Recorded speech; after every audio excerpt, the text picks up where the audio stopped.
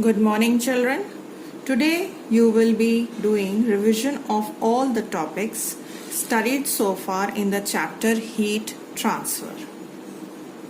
Now we begin with the concept of heat and temperature, and as you can see and you have been taught earlier that heat is a form of energy which causes in us the sensation of hotness and coldness, and temperature is the factor which determines the direction of flow of heat, and the direction is always from a body at a high temperature to the body at a low temperature. This is the direction of heat flow. Now, if you keep a glass filled with water in a room and leave it for a number of days, you will notice that the level of water has gone down, even if you are not heating it. This has happened because water is converted into vapor, and this process is known as evaporation. But if you keep the same amount of water in a beaker on a stove and provide heat, then after some time you will observe that dense vapors called steam is coming out. This is because now water is boiling at a fixed temperature called boiling point, which is 100 degrees Celsius for water. So here you have been taught about the concept of evaporation and boiling. So in this example which I took it just now, what I was trying to explain you that evaporation was the process that was taking place when you kept water in a glass in a room for some days, and this process takes place at all the temperatures below the boiling point of that liquid. So basically there is a substance which is absorbing heat, and heat is traveling from one point to another point, and actually it is from high temperature to low temperature. In this topic of evaporation, you have been taught about various factors which affect the rate of evaporation. The first one being temperature, then surface area, speed of the wind, and humidity. Okay, so the process of conversion of one state into another is happening only when heat is provided to that substance. So this is the first effect of heat that is observed, in which a substance undergoes a change of state when it absorbs sufficient amount of heat energy from the surroundings.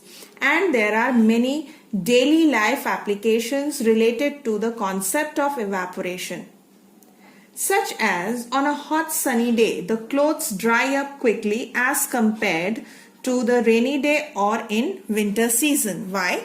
Because the rate of evaporation depends upon the temperature of the surrounding as well as humidity.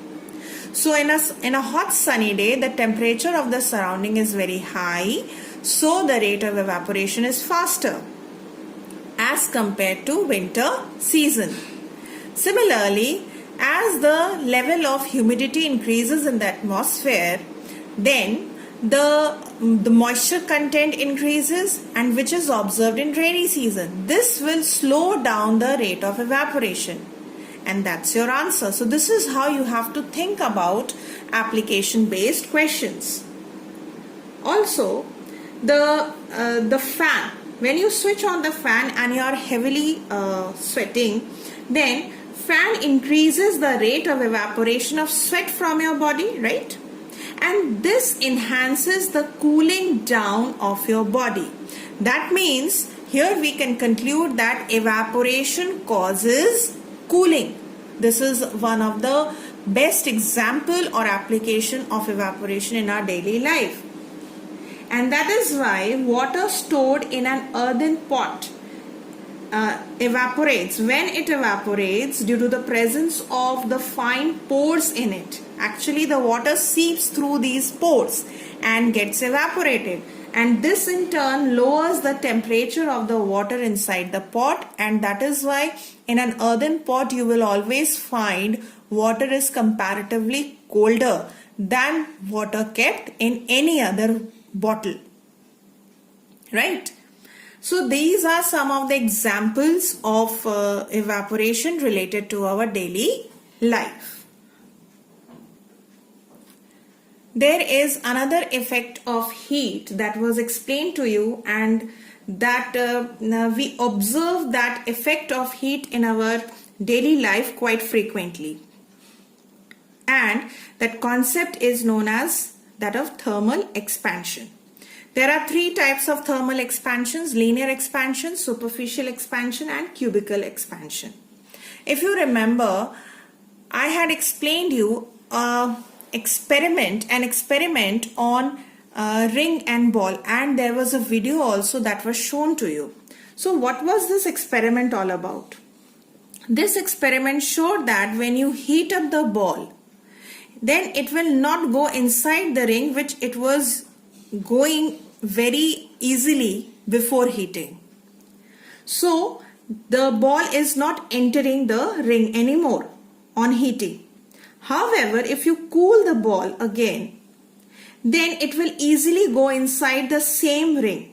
So what is this experiment demonstrating? It is demonstrating that solids expand on heating and contracts on cooling. This is known as the Gravesand's ring and ball experiment, right?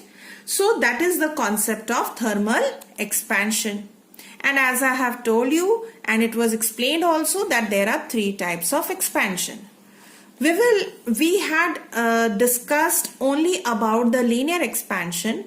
So there were three important cases or scenarios that may arise. First scenario was that you have different material. They have different rods of different material but of same length and are provided with the same heat. Then it is found that one of the rod will expand more than other. In scenario 2, there were rods of same material but of different length, but the longer will expand more than the shorter when they are provided with same amount of heat energy.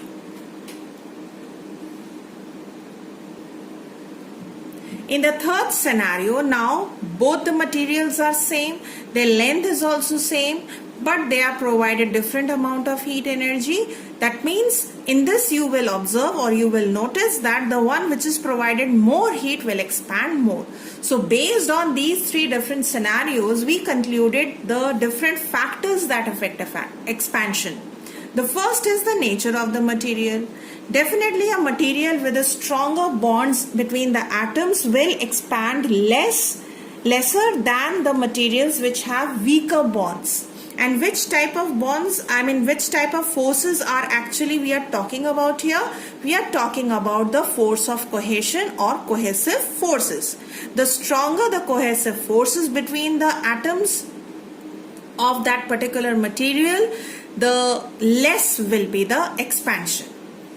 Second factor was original length of the object.